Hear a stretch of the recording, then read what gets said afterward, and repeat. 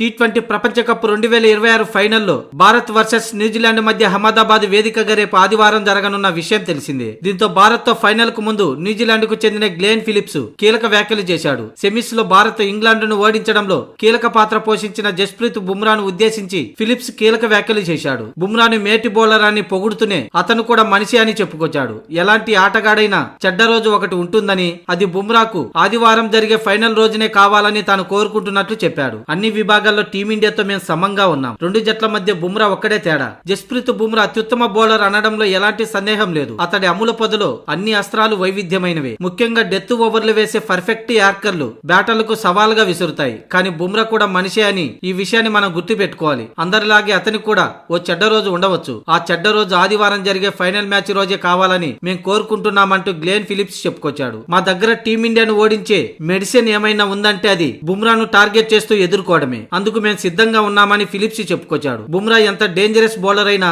అతడు వేసే 4 ఓవర్లను డిఫెన్స్ ఆడుతూ వదిలేయలేమని అన్నాడు. చెత్త బంతులను ఖచ్చితంగా బౌండరీకి తరలిస్తామని, అందుకు తమ బ్యాటర్లు సిద్ధంగా ఉన్నారని ధీమా వ్యక్తం చేశాడు. బుమ్రా బౌలింగ్ తీరును బట్టి అప్పటికప్పుడు తమ ప్లాన్స్ మారుస్తామని అన్నాడు. కాగా టీ20 ప్రపంచ కప్ 2026 సెమీఫైనల్లో బుమ్రా అద్భుత ప్రదర్శన చేశాడు. కీలకమైన 18వ ఓవర్ వేసిన అతడు కేవలం 6 రన్స్ మాత్రమే ఇచ్చి ఇంగ్లాండ్ ను కట్టడి చేశాడు. దీంతో స్కోర్ బోర్డులో పరుగులు భారీగా ఉండడంతో మిగతా బౌలర్లు స్వేచ్ఛగా బౌలింగ్ చేశారు. మొత్తంగా భారత్ 7 పరుగుల తేడాతో విజయం సాధించింది. ఈ నేపథ్యంలో న్యూజిలాండ్ జట్టు బుమ్రాపై ఫోకస్ చేసింది. అతన్ని ఎదుర్కొనేందుకు పక్కా ప్లాన్ తో ఆ జట్టు సిద్ధమైనట్లు తెలుస్తుంది.